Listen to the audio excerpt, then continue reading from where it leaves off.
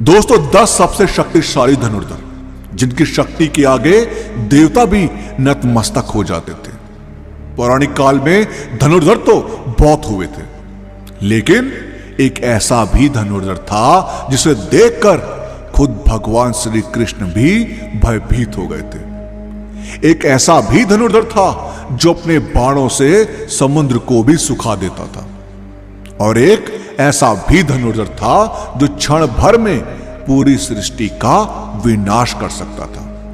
सबके पास थे एक से बढ़कर एक दिव्यास्त्र, लेकिन सर्वश्रेष्ठ तो सर्वश्रेष्ठ ही होता है। आखिर कौन था सर्वश्रेष्ठ धनुर्धर? क्या अर्जुन सर्वश्रेष्ठ था? नहीं। क्या कर्ण सर्वश्रेष्ठ था? नहीं। आप जितना भी सोच लो, अंदाजा नहीं लगा पाएंगे कि कौन थे पौराणिक काल के सबसे सर्वश्रेष्ठ धनुर्धर। उसके जैसा धनुर्धर आज तक ना ही कभी हुआ है और ना ही कभी होगा। तो आइए जानते हैं प्राचीन भारत के 10 सबसे शक्तिशाली धनुर्धरों के बारे में। पहले सबसे कमजोर योद्धा से शुरू करेंगे और उसके बाद सबसे शक्तिशाली धनुर्धर के बारे में जानेंगे। दोस्तों नंबर 10 पर हैं द्रोणाचार्य। जब महेंद्र पर्वत पर भगवान परशुराम अपना सब कुछ ब्राह्मण को दान कर रहे थे, तब द्रोणाचार्य उनके पास पहुंचते हैं और उनसे संपूर्ण दिव्यास्त्रों का ज्ञान प्राप्त करते हैं। उन्होंने ही कौरव और पांडवों को शास्त्र चलाना सिखाया था। उन्होंने ही कौरव और पांडवों को अस्त्र चलाना सिखाया था। कुरुक्षेत्र के युद्ध में भीष्म के बाद द्रोण कौरवों के सेनापति बने थे। उन्होंने अपनी रणनीति से पांडवों का भारी विध्वंस किया था। युद्ध के दौरान द्रोण ने जो चक्रव्यूह बनाया था, उसमें फंसकर ही वीर अभिमन्यु मारे गए थे। जब तक उनके हाथ में शस्त्र था, उन्हें परास्त करना असंभव था। इसलिए पांडव छल से उनको मारने के लिए विवश हो गए थे। नंबर 9 पर है अर्जुन। गुरु द्रोण की दृष्टि में अर्जुन थे सर्वश्रेष्ठ धनुर्धर। द्रोणाचार्य ने अर्जुन को अपने सारे अस्त्रों का ज्ञान दिया था। अर्जुन के धनुष के टंकार से ही दुश्मन अधमरे से हो जाते थे। अर्जुन के पास देवताओं के सारे दिव्यास्त्र थे। यहां तक कि महादेव को प्रसन्न करके अर्जुन ने पाशुपतास्त्र तक प्राप्त कर लिया था। अर्जुन दोनों हाथों से बाण चला सकते थे, इसलिए उन्हें सब्यसाची कहा जाता था। द्रौपदी स्वयंवर में कर्ण को छोड़कर सभी धनुर्धर जहां विफल हो गए थे, वहां अर्जुन ने बहुत ही आसानी से लक्ष्य को भेद दिया था। खांडव वन में अर्जुन ने देवराज इंद्र तक को परास्त कर दिया था। जिन निवात कवच राक्षसों को रावण भी हरा नहीं पाया था, उन्हें अर्जुन ने परास्त कर दिया था।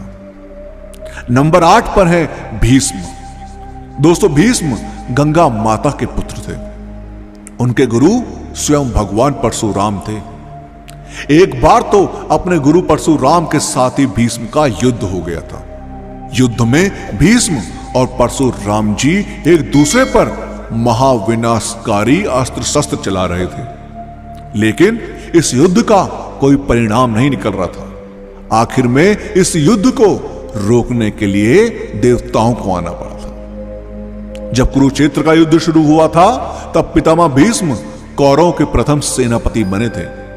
भीष्म के बाणों के आगे पांडव पक्ष के कोई भी योद्धा टिक नहीं पाया। भगवान श्री कृष्ण ने इस युद्ध में शस्त्र ना उठाने का प्रण लिया था, लेकिन भीष्म ने अपने पराक्रम से श्री कृष्ण को अपनी प्रतिज्ञा तोड़कर शस्त्र उठाने के लिए विवश कर दिया था। भीष्म को नियमानुसार युद्ध करके परास्त करना असंभव था, इसलिए शिखंडी को सामने रखकर अर्जुन ने भीष्म को बाणों के सैया पर सुला दिया था। नंबर 7 पर है एकलव्य। दोस्तों एकलव्य महाभारत काल के एक श्रेष्ठ धनुर्धर थे। जब द्रोण के पास एकलव्य शिक्षा के लिए गए थे, तब द्रोण ने उन्हें शिक्षा देने से इनकार कर दिया था। इसके बाद द्रोण को गुरु मानकर एकलव्य ने वन में धनुर्विद्या का अभ्यास करना शुरू कर दिया था। जब कौरव और पांडवों में से किसी को भी शब्द वेदी बाण चलाना नहीं आता था, तब एकलव्य अपने अभ्यास से ही शब्द वेदी बाण चलाना सीख गए थे। उनकी धनुर्विद्या को देखकर अर्जुन को भी लगने लगा था कि एकलव्य ही सबसे सर्वश्रेष्ठ धनुर्धर है। लेकिन एक समय गुरु दक्षिणा के नाम पर द्रोणाचार्य ने एकलव्य का अंगूठा कटवा दिया था। इसके बाद अंगूठे के बिना भी एकलव्य ने बाण चलाना सीख लिया था।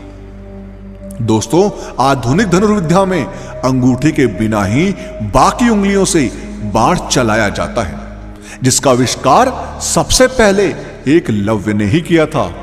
एकलव्य इतने शक्तिशाली थे कि भगवान श्री कृष्ण को एकलव्य का वध करना पड़ा था। एकलव्य के बारे में भगवान श्री कृष्ण ने कहा था, अगर एकलव्य का अंगूठा ना कटा होता तो एकलव्य दूसरा परशुराम बनकर जंगल में घूमता रहता।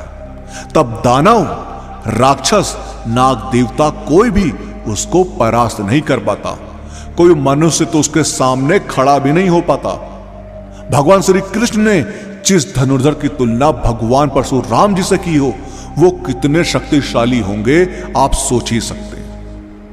नंबर 6 पर है बर्बरीक। दोस्तों, बर्बरीक घटोत्कच के पुत्र थे। उनके पास ऐसे 3 बाण थे जिसके सहारे वो पल भर में कुरुक्षेत्र के युद्ध को खत्म कर सकते थे। बर्बरीक के 3 बाणों के बारे में जानकर खुद भगवान श्री कृष्ण भी चिंतित हो गए थे, जिसके कारण उन्होंने दान में बर्बरीक का शीश मांग लिया था। इसके बाद से ही खाटू श्याम जी के नाम से इस धरती पर बर्बरीक की पूजा होती है। नंबर 5 पर है मेघनाथ। दोस्तों, रावण का पुत्र मेघनाथ महावीर था। अपने पराक्रम से उसने देवताओं को परास्त करके इंद्र को बंदी बना लिया था, जिसके चलते उसका नाम इंद्रजीत पड़ा। उसके पास ब्रह्मास्त्र, वैष्णवास्त्र और पाशुपतास्त्र, इन तीनों अस्त्रों का ज्ञान था।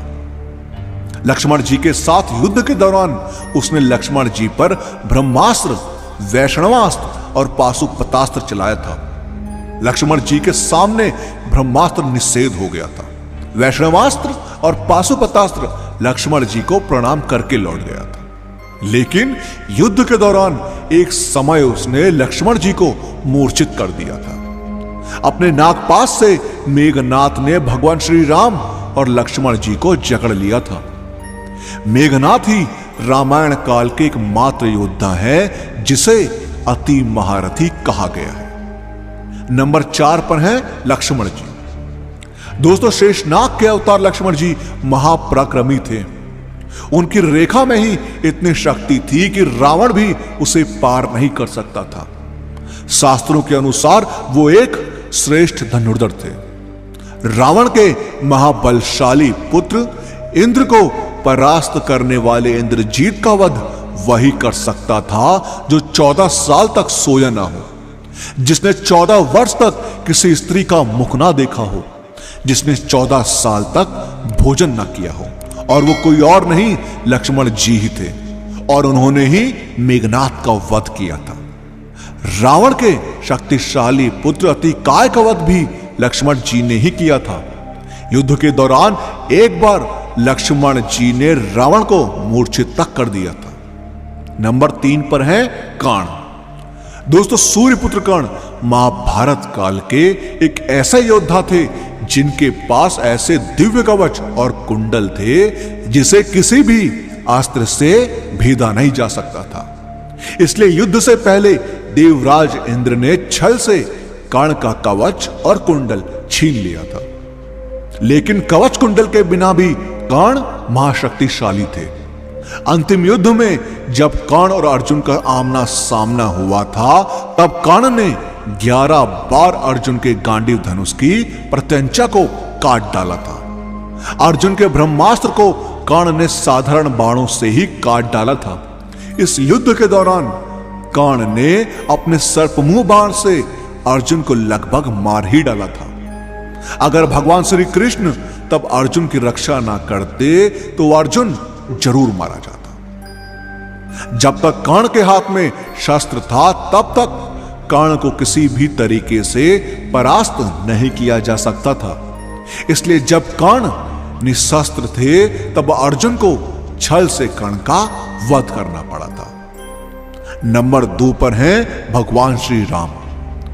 दोस्तों, भगवान विष्णु के अवतार मर्यादा पुरुषोत्तम महावीर श्री राम की शक्ति का कोई अंत नहीं था। स्वयंवर में जब वह शिव धनुष पर प्रत्यंचा चढ़ाने गए थे तब उनकी शक्ति से शिव धनुष टूट गया था। ऐसा कोई अस्त्र नहीं था जो श्री राम के पास नहीं था। जब समुद्र ने लंका जाने के लिए श्री राम को मार्ग नहीं दिया था तब उन्होंने अपने बाणों से ही समुद्र को सुखाने का विचार किया। तब श्री राम को धनुष में बाण का संधान करते देख समुद्र भी भयभीत होकर उनके सामने प्रकट हो गया था। श्री राम ने अपने बाणों से कुंभकर्ण और रावण जैसे ना जाने कितने राक्षसों को यमलोक में भेज दिया था। नंबर 1 पर हैं देवों का देव महादेव। दोस्तों, संपूर्ण ब्रह्मांड और धनुर्वेद की सृष्टि महादेव से ही हुआ है।